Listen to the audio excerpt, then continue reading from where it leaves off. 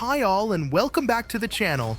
This is a cozy game that isn't a farming life simulator, which is a nice refreshing thing to see. This is Go-Go Town, which came out in early access in June 2024. In this first part of the video, I'll explain what the game is for new players. Then I'll cover what's changed since its early access release, and end with what we can expect moving forward. You can find timestamps in the description. In this game, you're the new mayor, and it's your job to build and decorate the town of your dreams. Slap down roads, parks, plazas, and homes, all with the goal of attracting tourists and getting them to spend money. The next part might sound complicated, but trust me, it's actually a really chill game. You can set up production chains, automate resource gathering, and manage crafting systems. At the start, you gather resources like wood, stone, and fish yourself, but as you progress, you can hire citizens to handle it for you. For example, your workers can chop wood, which you then turn into paper at a paper mill, and finally into books at a bookstore. Or your miners can gather stone, which you can process into bricks for construction, or into pet rocks for sale in shops. There's also farming, fishing, mining, and forestry. Early on, you do a lot of this manually, but eventually you unlock ways to automate it all, even the resource delivery, so your town keeps running while you focus on building and expanding.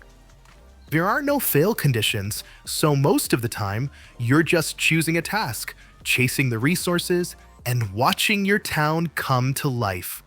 All of this only requires a few button presses, and that makes it really easy to set up. So again, don't worry too much about it. You progress by unlocking new buildings through the tech trees, and when you build most of it, you unlock a challenge, like earning 200 coins in a day. When you complete the challenge, you can unlock the next buildings or unlock more options for your production zones. These challenges are usually straightforward and more about progress than pressure. The game is all about moving forward. Everything is also customizable in quite a bit of detail. You can make your town look the way you want, from the layout to the decorations, and the same goes for your own house. The game is currently playable in single player and split screen, but they are working on online co-op. It's only available on Steam for now, but it's expected to come to consoles eventually. To summarize before moving on to updates, this is basically a crossover between Animal Crossing and Factorio, but without the life simulation of Animal Crossing and the pressure of Factorio.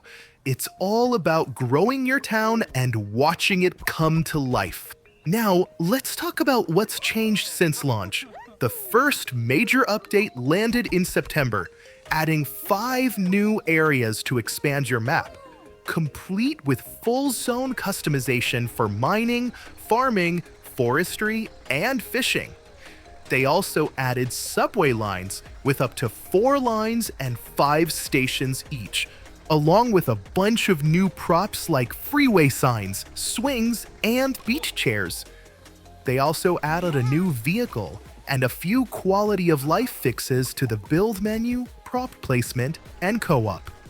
In October, the second major update brought a collaboration with Dinkum, a bakery fit-out, and a new vehicle called the Vombat. They also introduced trader areas, where wandering traders show up to sell you rare goods, and expanded the list of crafting recipes to include items like waddle tea, pavlova, and sausage rolls. More decorative items like statues and flowers were also included to give your town more personality. December's update focused on customization, letting you buy and decorate your own house at Tier 1 tech.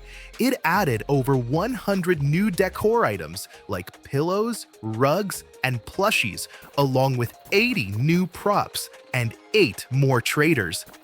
They also updated the build system, letting you paint objects and buildings with custom colors, and place multiple props in the same group cell for more detailed layouts. March 2025 brought the spring cleaning update.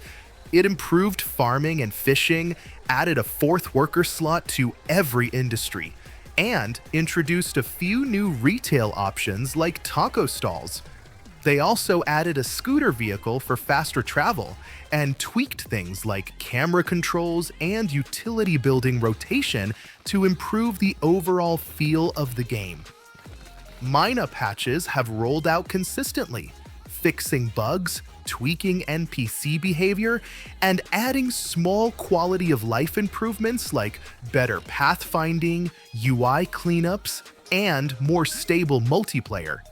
They also added a town info phone app for tracking stats, along with a bunch of little tweaks to make the game smoother to play. Now, for what's next, online multiplayer co-op is the next big focus. They're also working on a full storyline, adding deeper backstories for townies and a narrative thread that ties the whole experience together, making the world feel more alive. Expect new biomes and locations with unique aesthetics, resources, and challenges to keep things fresh as your town grows. These will add more diversity to the environment and offer new areas for exploration and expansion. Of course, they are also planning to add more buildings and decorations, giving you even more ways to customize your town. This includes new shops, unique attractions, and special items to make your town stand out. Improved management systems are also coming, with more advanced automation tools and refined systems for resource gathering, crafting, and distribution. This should streamline your production lines and make managing a larger town more efficient. And of course, the game is set to launch on consoles in the future. That's it for this update. Let me know if you'd prefer me to split these videos into shorter parts or keep them as one longer video. Either way, thanks for watching, and I hope to see you in the next one.